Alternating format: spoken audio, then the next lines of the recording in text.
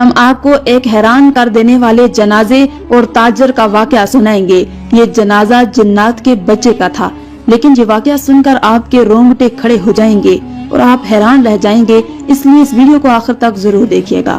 ناظرین، پرانے زمانے کی بات ہے کہ بغداد میں ایک تاجر رہتا تھا جو نہایت ہی نیک اور مذہبی انسان تھا۔ اس کی ایک بیٹی اور 2 بیٹے تھے۔ اس کے علاوہ اس کے گھر میں اس کی بیوی اور ماں رہا کرتے تھے۔ اس تاجر کی ماں کی آنکھوں کی روشنی بے حد کم ہو چکی تھی، لیکن اس کی بیوی پیار اور محبت سے اپنی ساس کی خدمت کیا کرتی تھی۔ تاجر کی اکلوتی بیٹی تھی جس کی اس نے شادی طے کر دی تھی اور شادی کا وقت بہت قریب آ رہا تھا۔ تاجر کو ہر وقت اپنی بیٹی کی شادی کرنے کی فکر لگی رہتی۔ تاجر کا کاروبار بہت بڑا تھا اور وہ بہت ہی ایمانداری سے سودا کیا کرتا تھا۔ وہ کسی سے ناجائز 1 پیسہ بھی زیادہ نہیں لیتا تھا۔ ایک دن تاجر کاروبار کے لیے دوسرے شہر میں جا رہا تھا۔ گھر سے نکلتے وقت بیٹی نے باپ کو بہت ہی پیار سے ایک ٹوکری میں کھجوریں دی اور کہا کہ جب بھوک لگے تو کھا لینا۔ اس کے بعد تاجر گھر سے نکل پڑا اور 3 دن تک سفر کرتا رہا۔ آخر کار وہ دوسرے شہر پہنچ گیا، جہاں جا کر تاجر نے اپنا سارا سامان بیچ دیا اور وہاں سے دوسرا سامان خریدا اور اپنے اونٹ پر لاد کر اپنے گھر کی طرف روانہ ہو گیا۔ کہتے ہیں کہ تقدیر کا لکھا ہو کر ہی رہتا ہے، اور وہی اس تاجر کے ساتھ ہوا تھا۔ جس راستے سے آ رہا تھا اس راستے میں خطرہ تھا، لہٰذا تاجر دوسرے شہر سے اپنے شہر کو چل دیا۔ یہ راستہ زیادہ تر ریگستان تھا اور لمبا راستہ تھا، اسی لیے یہاں پر دور دور تک پانی کا نشان نہیں تھا۔ سفر بہت لمبا تھا۔ اب اس کے قافلے کو چلتے چلتے شام ہونے لگی۔ اتنے میں تاجر کو ایک جگہ پانی کا کنواں نظر آیا۔ تاجر نے اپنے ساتھیوں سے کہا کہ اب ہم کچھ دیر یہیں رکیں گے۔ ریگستان میں سورج ڈھلنے کا منظر نہایت ہی دلکش لگنے لگا۔ تاجر اپنے ہاتھوں میں کھجور کی ٹوکری لیے ہوئے کنویں کی طرف بڑھنے لگا۔ تاجر کنویں کے کنارے بیٹھا اور قدرت کے حسین منظر کو دیکھ کر اللہ تعالیٰ کی حمد و ثنا بیان کرنے لگا۔ اس کے بعد اس ٹوکری میں سے کھجوریں کھانا شروع کر دی۔ تاجر کھجور کھاتا جاتا اور اس کی گٹھلی اپنے پاس رکھتا جاتا۔ اس کے دماغ میں پتہ نہیں کیا آیا کہ اس نے ایک کھجور کی گٹھلی زوردار نشانے کے ساتھ کنویں کے اندر ماری، یعنی گٹھلی پھینک دی۔ جب تاجر نے کنویں کے اندر دیکھا تو وہ حیران رہ گیا، کیونکہ کنویں کا سارا پانی سرخ یعنی لال ہو گیا تھا۔ لیکن وہ منظر دیکھ کر بہت حیران ہوا، اور پھر اس نے سوچا کہ شاید یہ سب شام ڈھلنے کی وجہ سے ہو رہا ہے، کیونکہ شام کے وقت سورج لال ہو جاتا ہے، اس لیے شاید پانی بھی لال نظر آ رہا ہے۔ وہ کچھ کھجوریں کھا کر اپنے قافلے کے پاس جا کر بیٹھ گیا۔ اس کے بعد رات ہو گئی۔ سبھی قافلے والوں نے عشاء کی نماز ادا کی اور آرام کرنے لگے۔ تاجر ایک طرف اپنی دنیا میں گم تھا، اتنے میں اس نے دیکھا کہ قریب سے ایک جنازہ گزر رہا ہے۔ تاجر اس ریگستان میں جنازہ گزرنے کا منظر دیکھ کر بڑا حیران ہوا، کیونکہ ریگستان میں آبادی کا تو دور دور تک کوئی نام و نشان نہیں تھا۔ تاجر جنازے میں شامل ہونے کے لیے جنازے والوں کے پیچھے پیچھے چلنے لگا۔ ایک مکان پر پہنچ کر جنازہ رک گیا اور اچانک بہت سارے لوگ جنازے میں آ کر شامل ہو گئے۔ یہ اب تک کا سب سے حیران کر دینے والا منظر تھا۔ جہاں تک نظر جا رہی تھی لوگ ہی لوگ نظر آ رہے تھے۔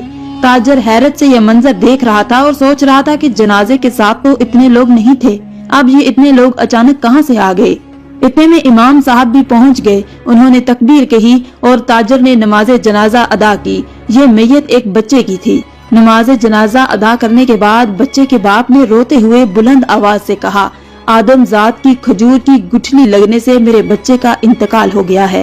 یہ نادان اس کنویں کے اندر اپنی ماں کے ساتھ موجود تھا۔ یہ سن کر تاجر کو ایسا لگا جیسے کہ اس کے پیروں کے تلے سے زمین نکل گئی ہو۔ اتنے میں اچانک اس کے پاس میں کھڑے انسانی شکل کے جنات غائب ہو گئے اور میت بھی غائب ہو گئی۔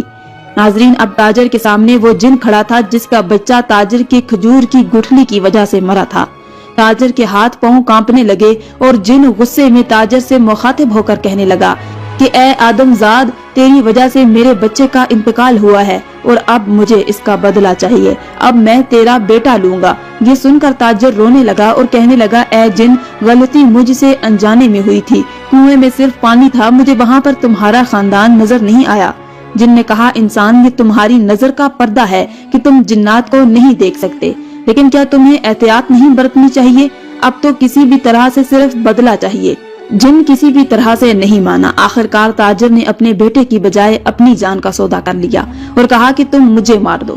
جن جب اسے مارنے لگا تب تاجر نے اس سے کہا کہ اے جن، اے जिन, मेरे पास लोगों की कुछ अमानत है, मुझे थोड़ा सा वक्त दे दे, मैं उन लोगों की अमानत देकर वापस अपनी बेटी की शादी कराऊंगा। जिन बहुत गुस्से में आ गया।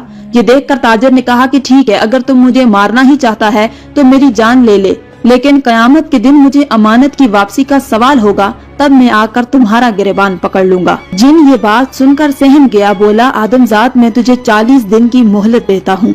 40वें दिन शाम के वक्त इस कुएं पर आ जाना जहाँ तुमने मेरे बेटे का कत्ल किया था, वरना मैं तुम्हारे खानदान में से किसी की भी जान ले लूंगा।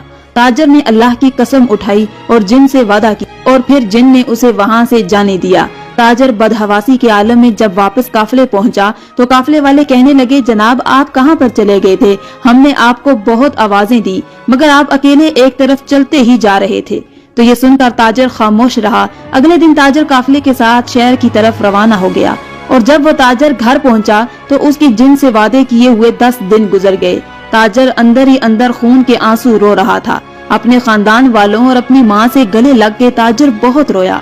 ताजर के इस रवैये पर उसके सभी घर वाले बेहद परेशान थे। वो सोच रहे थे कि इससे पहले भी ये तिजारत के लिए गए थे, मगर इस बार तो हमसे इनका मिलना तो ऐसा है जैसे हमसे बिछड़ने वाले हैं। अगले दिन ताजर एक कब्रिस्तान के करीब से गुजर रहा था। इतने में उसने देखा कि वहाँ पर एक सूफी बुजुर्ग साहब बैठे हुए हैं और अल्लाह का नाम ले रहे हैं। वो उनकी जानब बढ़ने लगा। ताजर उनके करीब बैठकर जोर जोर से रोने लगा। दरवेश ने कहा, बेटा तू जिस खौफ में मुब्तला है उसे अपने दिल से निकाल दे। ये जिस खौफ से तू डरा हुआ है ये तो जीते जी मरा हुआ है। मौत का खौफ अपने दिल में न रख। मौत दुनिया की अटल हकीकत है। कोई भी मजहब का हो, वो अल्लाह को मानने वाला हो या ना मानने वाला हो, मौत तो एक न एक दिन हर किसी को जरूर आनी है। तमाम मखलूकात को मौत का जायका चखना है।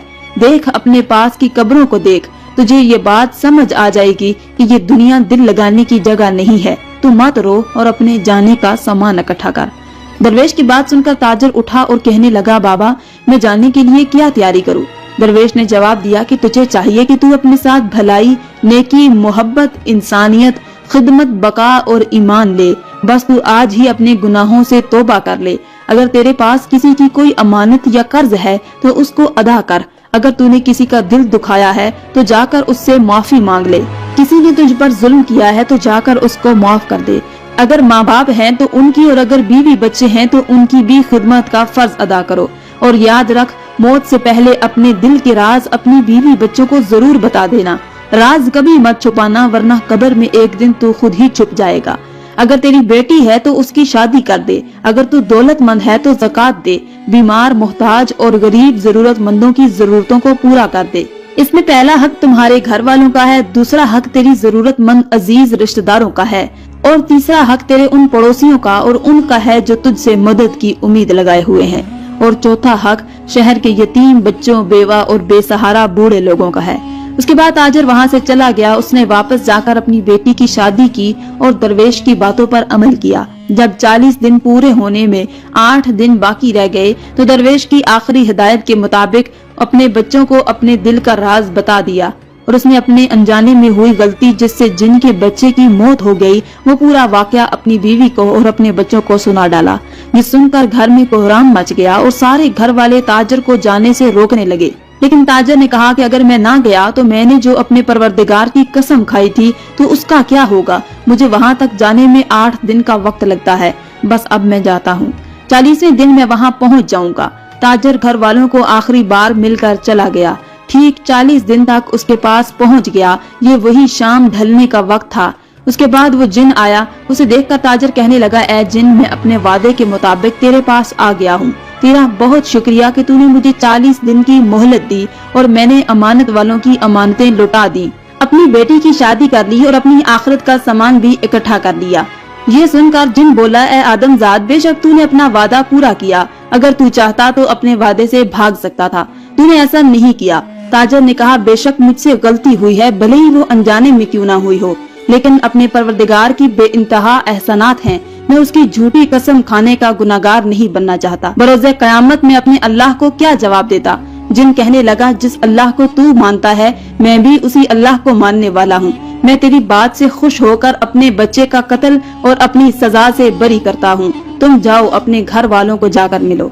नाज़रीन, इस तरह जिन ने ताजर को माफ कर दिया और ताजर हंसी खुशी दोबारा अपने घर लौट आया। इससे यह साबित हुआ कि इंसान को अपनी गलती